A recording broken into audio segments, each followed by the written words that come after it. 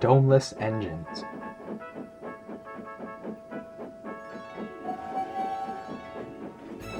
A special train arrived one day, and the fat controller welcomed the passengers. They looked at everything in the yard and photographed the engines.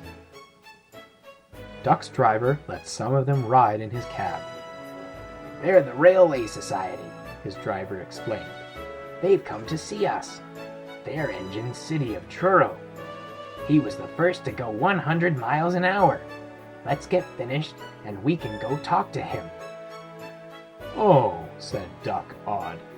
"He's too famous to notice me." "Rubbish," smiled his driver.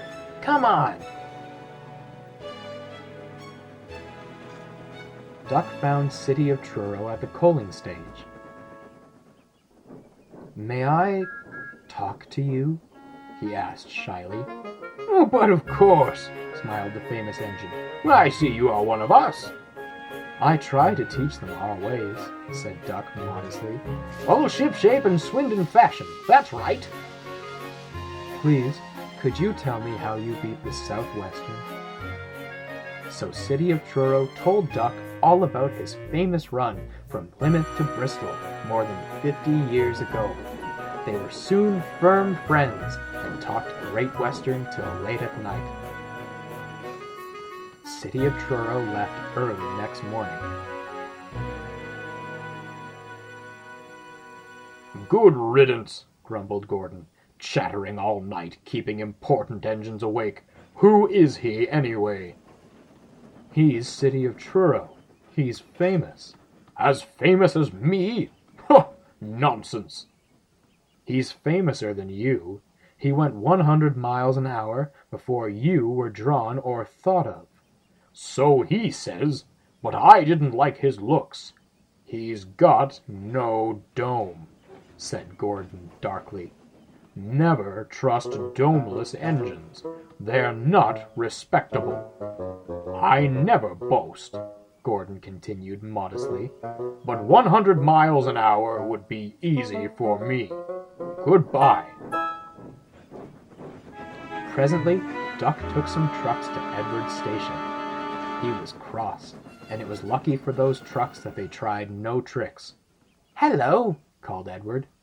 "The famous City of Truro came through this morning. He whistled to me. Wasn't he kind?" "He's the finest engine in the world," said Duck, and he told Edward about City of Truro and what Gordon had said. "Don't take any notice," soothed Edward. "He's just jealous. He thinks no engine should be famous but him. Look, he's coming now." Gordon's boiler seemed to have swollen larger than ever. He was running very fast. He swayed up and down and from side to side as his wheels pounded the rails. "He did it, I'll do it. He did it, I'll do it," he panted. His train rocketed past and was gone. Edward chuckled and winked at Duck. "Well, Gordon's trying to do a City of Truro," he said. Duck was still cross. "I should think he'll knock himself to bits," he snorted. "I heard something rattle as he went through."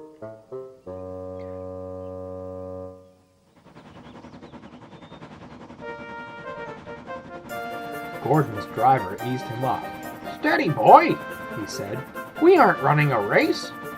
"We are, then," said Gordon, but he said it to himself. "I've never known him to ride so roughly before," remarked his driver. His fireman grabbed the brake handle to steady himself. "He's giving himself a hammering, and no mistake." Soon Gordon began to feel a little queer. "The top of my boiler seems funny," he thought. "It's just as if something was loose. I'd better go slower." But by then it was too late. They met the wind on the viaduct. It wasn't just a gentle wind, nor was it a hard, steady wind. It was a teasing wind, which blew suddenly in hard puffs and caught you unawares. Gordon thought it wanted to push him off the bridge. "No, you don't," he said firmly. But the wind had other ideas. It curled round his boiler, crept under his loose dome, and lifted it off and away into the valley below. It fell on the rocks with a clang. Gordon was most uncomfortable. He felt cold where his dome wasn't, and besides, people laughed at him as he passed. At the big station, he tried to wheesh them away, but they crowded round no matter what he did. On the way back, he wanted his driver to stop and find his dome, and was very cross when he wouldn't.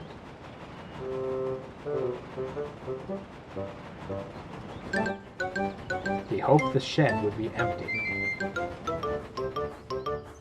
But all the engines were there waiting. "Never trust domeless engines," said a voice. "They aren't respectable."